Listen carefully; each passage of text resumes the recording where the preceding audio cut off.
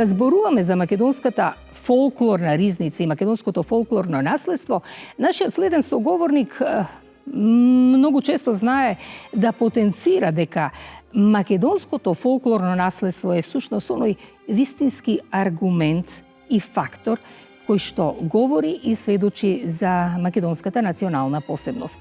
Годинава добитник на највисокото државно признание за животно дело во областа на науката е нашиот следен соговорник, професор доктор Марко Китевски. Професоре, добре ни дојдовте. Добре најдов. И честитки на почетокот од нашиот разговор за наградата. Да се биде... Ви благодарам. Вие и досега, професор, имате голем број на награди за вашето дело.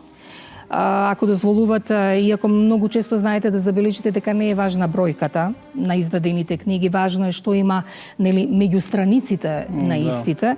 Значи, повеќе од 56-7 книги, над 200 и повеќе научно-истражувачки записи, статии и така натаму.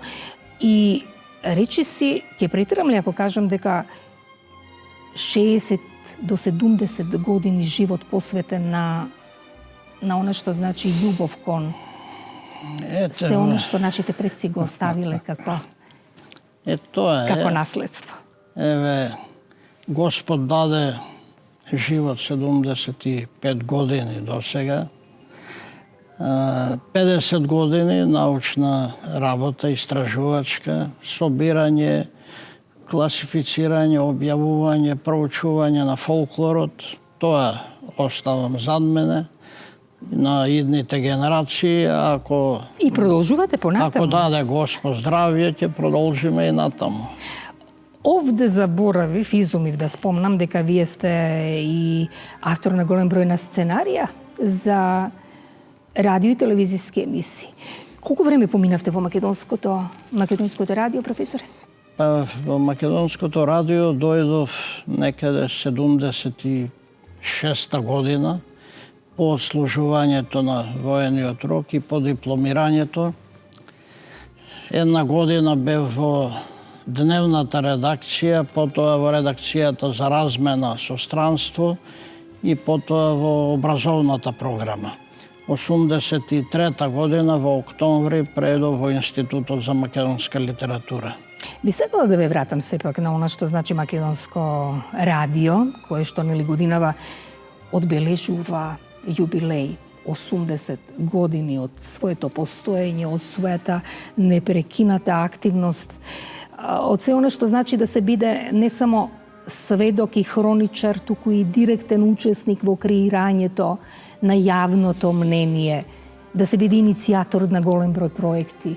Се сеќавате ли како беше да се работи во тоа време во македонското радио? Од сега гледано, драго ми е што еден период сум поминал во радиото, бидејќи и тоа беше една школа, особено за луѓе што се занимаваат со пишување. Сега се сетив, имаше еден новинар Панде Поповски што правеше репортажи впечатливи. Тој викаше: деца, кога пишувате и тие во Мариово да ве разберат што кажувате со кратки реченици, со јасни, со чисти. И навистина тоа ми беше една школа. Подоцна работев во редакцијата за размена, испраќавме материјали во странство, не само народни песни, туку и други материјали, репортажи на села, од тие повпечатливи прилози што одеа на програмата, така што правевме една добра мисија за нашите. Тогаш и во Европа, и преку океанот имаше радиостаници на македонски јазик, ние ги храневме со материјали.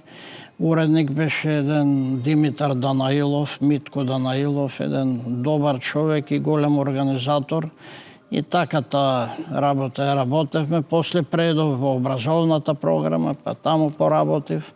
И драго ми е што мои материјали, не само од тој период, туку и подоцна, што сум снимал за радиото, сега се дел од архива на македонското радио и често се репризирани на програмата. Колкава е важноста? Колкаво е значењето на македонската радио телевизија како национален радиодифузер, нели, за афирмирањето на тој значаен фактор и белег за националната посебност на нашиот народ, какво што е, нели, македонскиот фолклор? Секако дека радиото и подоцна телевизијата се важни, бидејќи тие го регистрира она што беше македонски живот по војната, како се создадени. И секако радиото направи една богата фонотека, богата архива со материјали, но и радиото имаше и падови, и подеми во тој период. Мене ми е жал што згасна продукцијата, оркестрите. И да ви кажам еден настанен случка, кога доаѓав на работа, бидејќи институтот е тука во близина, таму некаде пред судот, видов едно огромно количество растурени фиши, оние што фонотеката ги има, и на една зедов да прочитам, пишуваше свири на кавал Тодор Бошков. А тој беше таткото на Васка Илиева. И тоа ливче се уште го чувам за спомен, но ете се нашол. Некој тие ги растурил. Да, тоа беше травни години, 2002, 2003 и така. Инаку радио архивата има богатство, невидено богатство, и тоа треба да се чува, да се негува. Не само радиото, и телевизијата се разбира, бидејќи како единствен медиум во тоа време од тој карактер ги бележеа сите настани, сите случувања во државата, и тоа е едно големо богатство кое што треба да се чува и да се негува. Правиме ли доволно, професоре? Прави ли македонската радиотелевизија, правиме ли како општество се она што можеме да го направиме за афирмирање на јас мислам дека се прави, но недоволно, може повеќе да се направи на афирмација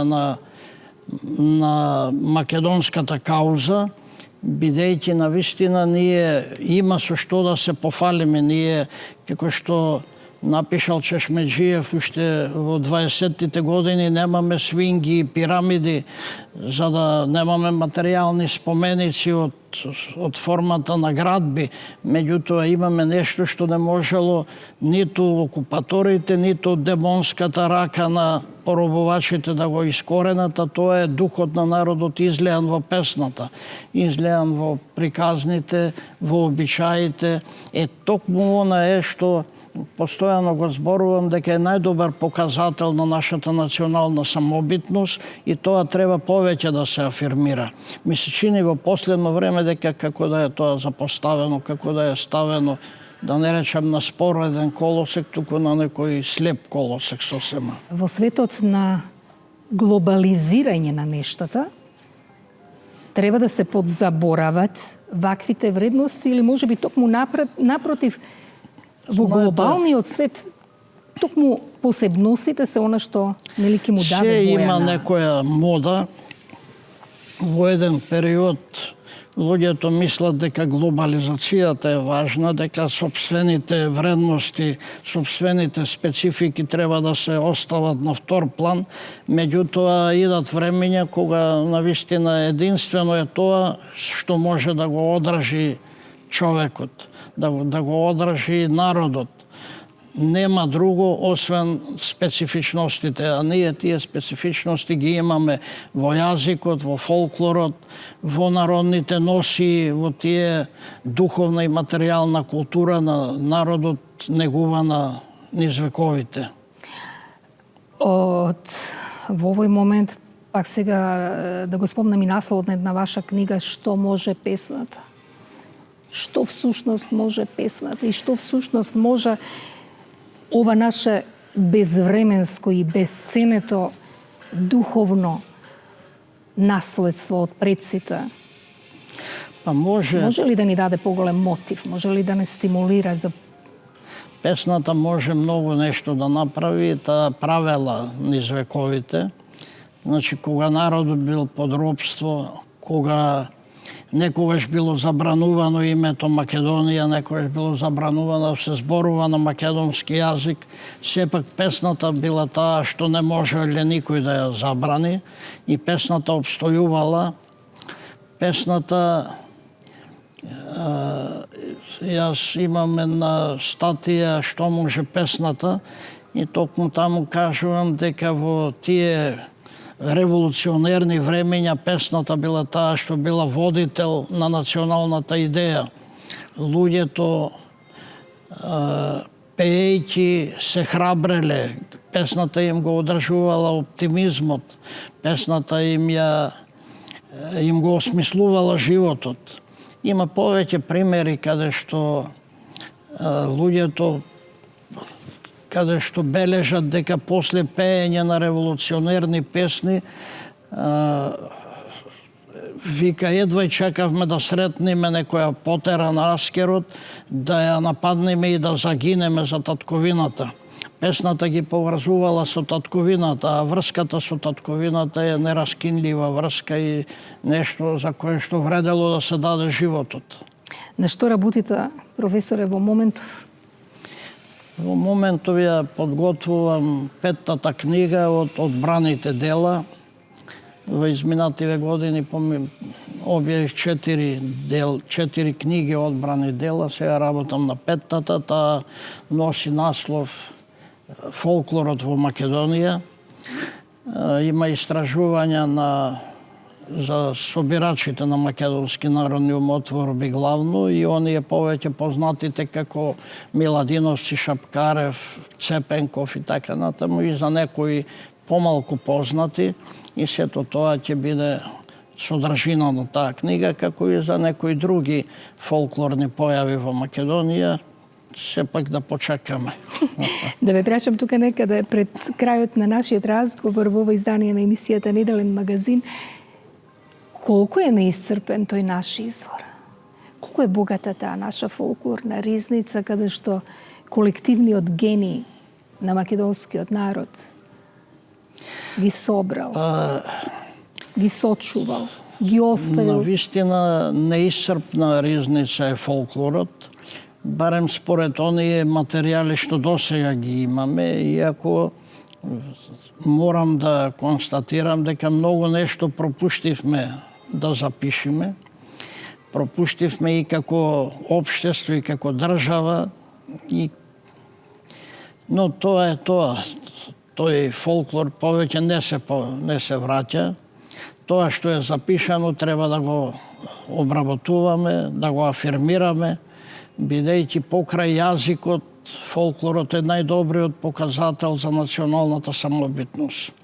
И ако сакаме да бидеме признаени, треба токму фолклорот да ни биде наш аргумент за тоа, а кај нас како фолклорот да е оставен сега на спореден колосек, како што реков, од учебниците е исфрлен, од лектирите е исфрлен.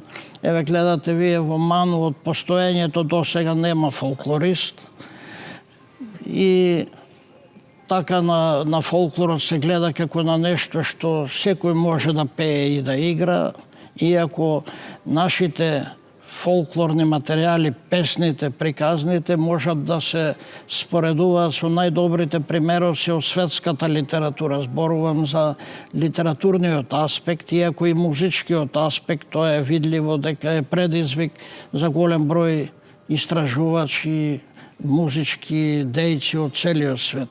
Ама затоа, најверојатно пак, некои други ќе земат од песните, ќе обработуваат, ќе преработуваат, ќе се инспирираат.